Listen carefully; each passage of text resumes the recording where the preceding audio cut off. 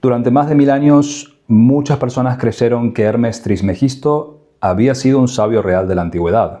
Algunos pensaban incluso que era anterior a Moisés.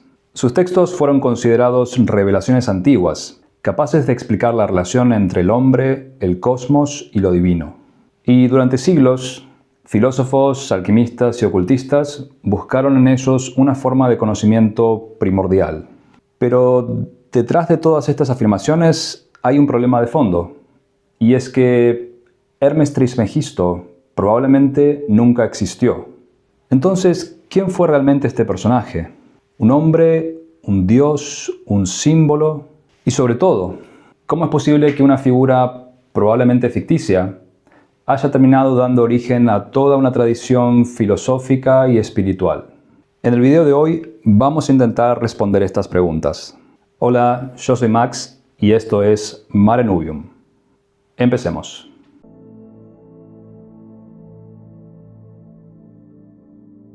La mejor manera de empezar a responder estas preguntas es a través de los textos asociados a su nombre.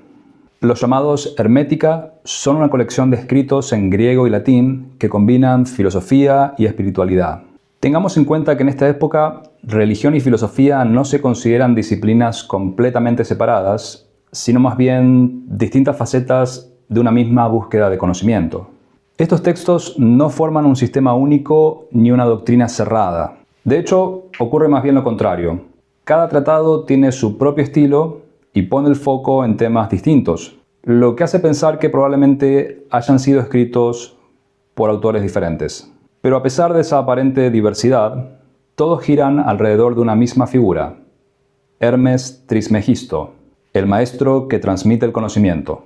Para entender cómo surge esta figura, tenemos que viajar hasta el Egipto del período helenístico bajo dominio romano. Este es un momento en el que distintas tradiciones culturales convivían y se mezclaban constantemente. Allí tenemos, por ejemplo, egipcios, griegos, latinos, y por supuesto, dentro de esta comunidad había pensadores formados en filosofía griega, especialmente en platonismo y pitagorismo.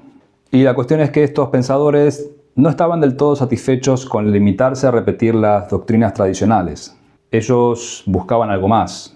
No solo entender el mundo, sino también encontrar una forma de conocimiento que a la vez fuera espiritual.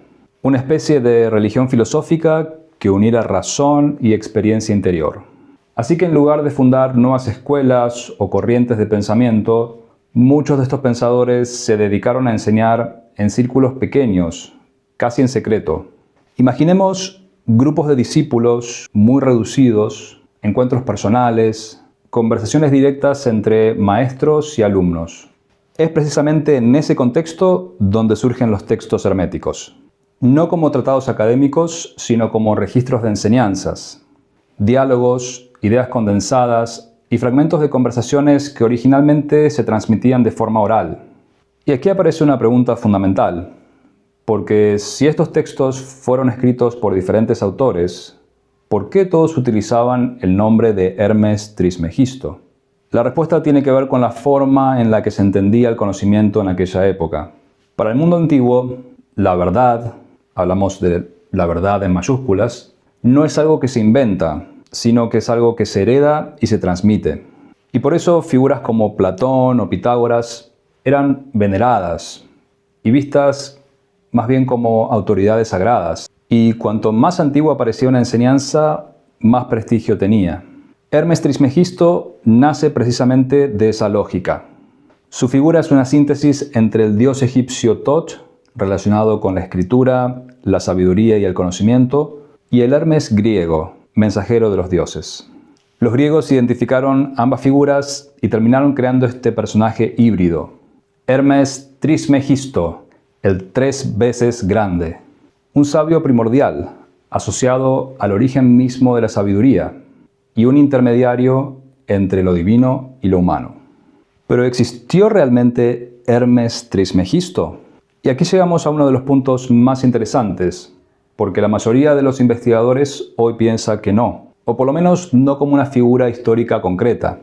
Todo parece indicar que Hermes Trismegisto funciona más bien como una figura simbólica, una voz de autoridad utilizada por diferentes autores para transmitir sus enseñanzas. Algo parecido a lo que ocurre en los diálogos de Platón, donde aparece Sócrates hablando, pero en realidad es Platón quien escribe. En este sentido, escribir bajo el nombre de Hermes no era necesariamente una forma de engaño, sino una manera de situar estas enseñanzas dentro de una tradición antigua y prestigiosa. Hermes Trismegisto no funciona solamente como un personaje, sino como la personificación misma de la idea de la sabiduría. ¿Y qué tipo de conocimientos enseñaban los herméticos? En realidad, el hermetismo original no gira alrededor de rituales complejos o de sistemas de magia elaborados. Lo central aquí es la gnosis, es decir, un conocimiento directo de lo divino. No simplemente intelectual, sino más bien interior y transformador. En los hermética, el ser humano aparece como una especie de puente entre el mundo material y el mundo espiritual. Y el objetivo central aquí no es solamente comprender el cosmos, sino transformarse a uno mismo a partir de ese conocimiento.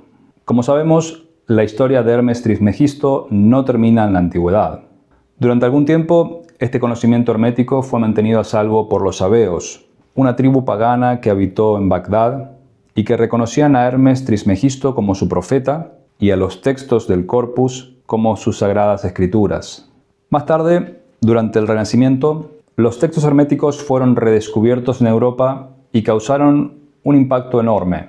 Para muchos pensadores renacentistas, Hermes no era simplemente un filósofo antiguo, sino el depositario de una sabiduría primordial, incluso anterior al cristianismo. Figuras como Marsilio Ficino querían que estos textos contenían restos de una revelación antiquísima, una especie de teología primordial compartida por todas las religiones. Más adelante, el ocultismo moderno retomó muchas de estas ideas y las reorganizó en nuevos sistemas. Y ya en pleno siglo XX, corrientes más contemporáneas volvieron a interpretar el hermetismo y la idea de la gnosis desde perspectivas distintas, filosóficas, psicológicas y esotéricas. Lo importante es que Hermes Trismegisto siguió funcionando como una figura central, no necesariamente como un personaje histórico, sino como el símbolo de una tradición que atraviesa siglos y adopta distintas formas. Y es justamente bajo este criterio más amplio y evolutivo que realicé la selección de libros sobre hermetismo que comenté en mi video anterior. Si no lo viste todavía, te dejo el link en la descripción. Entonces, ¿quién fue realmente Hermes Trismegisto? Probablemente no un hombre concreto, pero sí quizás algo más interesante. Una figura simbólica creada para representar la idea de una sabiduría primordial. Una voz a través de la cual distintas generaciones intentaron responder las mismas preguntas eternas. ¿Qué es el ser humano? ¿Cuál es su relación con el cosmos? ¿Y de qué manera puede acercarse a lo divino? Y quizás por eso Hermes sigue apareciendo una y otra vez a lo largo de la historia. Porque exista o no, su figura terminó convirtiéndose en algo profundamente humano. La necesidad de encontrar sentido, orden y trascendencia en medio del caos del mundo. Para cerrar, me gustaría leerte un breve fragmento incluido en la introducción de esta edición del Corpus Hermeticum. Este fragmento es un pequeño ejercicio de imaginación que intenta recrear lo que hubiera respondido un autor de estos textos herméticos ante la pregunta sobre quién fue Hermes Trismegisto. Hermes fue un hombre como tú y como yo, un hombre que vivió en Egipto hace mucho tiempo, en tiempos del rey Amón. Pero fue un hombre que alcanzó la gnosis, esto es el conocimiento de Dios, pero un tipo de conocimiento que involucra la unión con Dios. Y fue el primero y más grande instructor de la gnosis. Falleció, como fallecen los demás hombres, y tras su muerte devino un Dios, igual que tú y yo también. Si alcanzamos la gnosis, devendremos dioses tras nuestra muerte. Pero en los diálogos que yo escribo, y en los que escriben otros como yo, y en los que hacemos hablar a Hermes como instructor, lo representamos como hablando a sus pupilos en el tiempo en que vivía sobre la tierra, y en aquel tiempo era un hombre. Si llegaste hasta acá, muchas gracias por haber visto el video completo. Yo soy Max, soy escritor y practicante de magia, y si esta es la primera vez que pasás por Mare Nubium, te cuento que en este canal vas a encontrar contenidos sobre magia, alquimia y ocultismo, tanto en su aspecto teórico, con libros antiguos y grimorios, como en su parte práctica, con ejercicios, ceremonias y rituales. Si este tipo de contenidos te interesa, Te invito a suscribirte al canal para no perderte de los próximos videos. Que tengas un muy buen día y nos vemos en el próximo episodio.